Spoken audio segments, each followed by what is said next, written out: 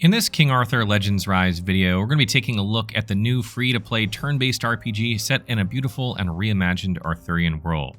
The main campaign revolves around a young Arthur and his link to the Excalibur sword. In this Arthurian world, the gods created mankind to serve as their slaves and were treated as mere playthings. A god named Caliburn took pity on mankind and secretly taught them magic. The other gods were furious and imprisoned Caliburn inside Excalibur, but mankind fought bravely and managed to seal the gods by an oath of the Round Table with their own blood. Before I get too much further into what this game is though, I want to give a big shout out to Netmarble for sponsoring this video. If you guys like what you see and you want to check out this game that's available on PC and mobile now and is free to play, you can use the link below to support the channel. The main campaign of King Arthur Legends Rise starts thousands of years later with Arthur learning about his true lineage and assuming rulership over Camelot after a massive conflict. From here, he'll travel to other kingdoms, meet other kings, knights, and many memorable characters while trying to prevent the return of the old gods. During your travels, you'll meet with iconic characters from the original tales, such as Merlin, Lancelot, Tristan, and many others. During your playtime, you'll create a team of heroes including knights, mages, and rogues, and battle epic bosses and mythical monsters in turn-based combat. As you advance through the game, you'll start rebuilding Camelot and unlock buildings and mechanics to increase the power of your heroes by improving their equipment, skills, and abilities. The game features a cross-platform experience, so you'll be able to use the same account to play on both your PC and mobile, allowing you to continue your adventure even when you're not home. The thing that I like most about King Arthur Legends Rise is the amount of options and freedom that the game provides, but in order for you to understand that, I first need to explain the core mechanics. Heroes are the main playable characters, and you'll need 4 of them in your party at any given time. You'll acquire a couple of heroes as you play through the main campaign, including legendary ones, and new ones can be acquired by using the summon mechanic at Lake Avalon. Heroes start at level 1, and you'll need to acquire experience to level them up. Every 10 levels, you'll have to advance them to the next star, which will unlock the next 10 levels, as well as increase their overall stats. Experience can be acquired by winning combats or by using XP potions that can be acquired through different means. During combat, your party will share a resource that you can use to cast active skills. You start with 5, and each turn you earn an additional one for your party. Each hero has 3 active skills, and each comes with a weapon which determines the element of the hero and provides 3 different active skills. The element of the hero defines how effective it is against other elements, so for example, a flame hero will take less damage from, while also dealing more damage to frost enemies, similar to rock, paper, scissors. You can unlock different relics for each hero, not only changing their element, but also providing a different set of active skills. It's also worth mentioning that not all active skills are offensive. Some of them might be buffs, debuffs, or healing, meaning there's an almost infinite number of combinations of not only heroes, but also sets of active skills depending on their weapons. Heroes have many different base stats and advanced stats, and the main ones are attack, defense, HP, and attack speed. Each hero also has a couple of fixed innate properties that determine their overall playstyle. For instance, if assigned as the leader of your party, that hero will provide a bonus effect to all members. Each character has a different effect when assigned as leader. Each character has a main role that increases a specific set of abilities such as attack or defense, dictating what they will prioritize. Each character also has a secondary role to specific abilities, which can be the same or different from the main role. The game features weather conditions as well during combat, such as day and night cycles, rain, etc., and each character will have preferred environments where they'll get a buff to their abilities. Each hero also has 3 passive effects. These will be unlocked as you level up your character and usually provide bonuses that synergize with their playstyle. And another way to enhance your heroes is with equipment. Each piece of equipment will provide an increase to a couple of base stats and will also be part of a set. If you have enough pieces of a set, you get the set bonus on top of the regular stat bonuses. So how does this all blend together? In most games, you'll only focus on creating a single party of heroes with a specific strategy and use that to clear every type of content. But thanks to the wide variety of mechanics available in King Arthur Legends Rise, you actually are motivated to level up and keep a wide roster of heroes and combine them for different situations. For example, the Plane of Beast dungeon, where you can farm materials to advance your heroes, pits you against a boar-type boss that buffs itself with multiple layers of a barrier. If you have a party that only focuses on heavy-hitting single attacks, you won't be able to defeat it, as it requires multiple strikes to break the barrier and start doing damage. You can instead use a combination of heroes that deal low damage but hit multiple times, and other heroes that deal a lot of damage in a single hit, allowing you to first break the barrier and then deal direct damage to the boss. I personally love this approach, as it forces you to experiment with new strategies and provides you an incentive to level up and keep up with other heroes, and also makes the game a lot less monotonous. Camelot is your main hub and a key part of the game experience. When you're not fighting enemies, you'll be checking the different buildings that provide you with tools to enhance your heroes. The game does a fantastic job at slowly unlocking the buildings as you progress through the story and explains to you what each one does. The market, for example, allows you to use gold that you acquire to buy materials or experience points to level up your characters, while the forge allows you to buy equipment or change the stats on equipment that you already own.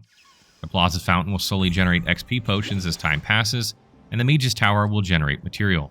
You can click on almost any material or equipment to learn where it can be obtained. To do so, click on the item, click on the 3 dashes, and then Source Info.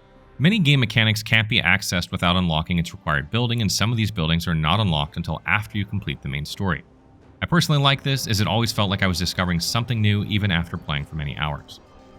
The game features many different play modes, and most of them require stamina to complete, but this mechanic is very forgiving in the sense that you'll only consume stamina when completing the objective, meaning that you won't lose stamina if you're defeated or if you're disconnected from the battle. This is a very welcome mechanic, as it allows you to test with different strategies and hero combinations without losing anything in the process. I also want to mention that during your first playthrough of the main story, you'll constantly earn stamina either through achievements or other game mechanics. I never ran out of stamina during my playthrough, and this will only become a concern once you start farming dungeons for the endgame. As previously mentioned, the main story is centered on Arthur and his link to both his lineage and Excalibur. The main story is pretty straightforward. You'll arrive at a location and navigate the map to predetermined points where you'll interact with story elements, fight enemies, and advance while defeating bosses. I really actually enjoyed the plot, and there's a good combination between the individual motivation of each character, which are fully voice acted by the way, and the greater plot in which all play a part of. There are many plot twists and memorable characters from the original Arthurian tale, so if you're an Arthurian fan, I highly encourage you to play it and see your favorite ones. The main story has 10 chapters divided in 7 sections. It will take you several hours to complete the main story, and you can replay it on 2 additional difficulties, Hard and Hell. Once you progress enough, you'll unlock the Adventure mode. These are more like side quests, and you'll arrive at a location that you can explore freely.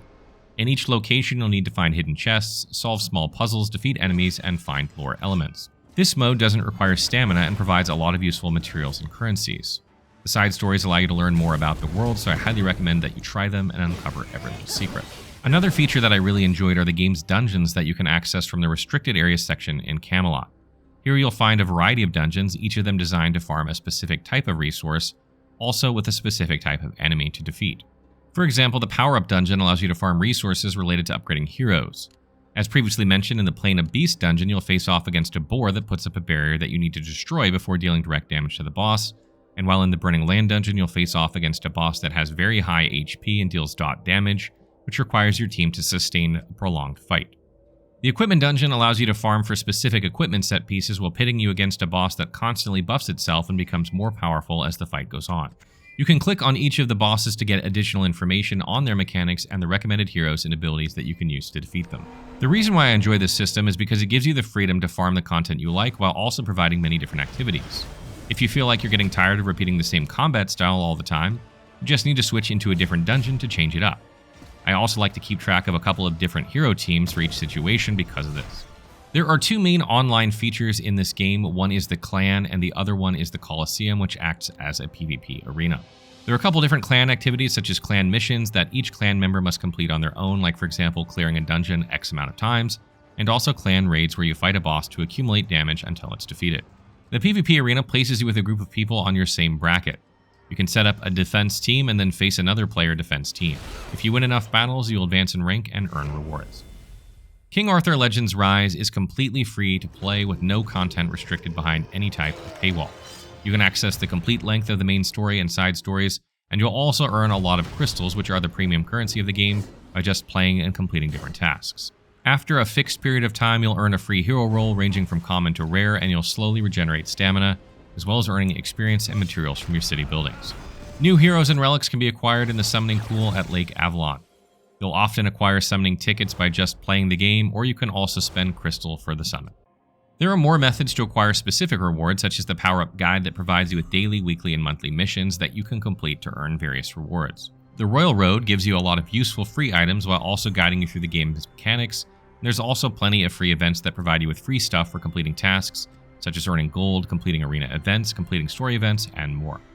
King Arthur Legends Rise was developed using Unreal Engine 5 with visually stunning graphics and 3D characters.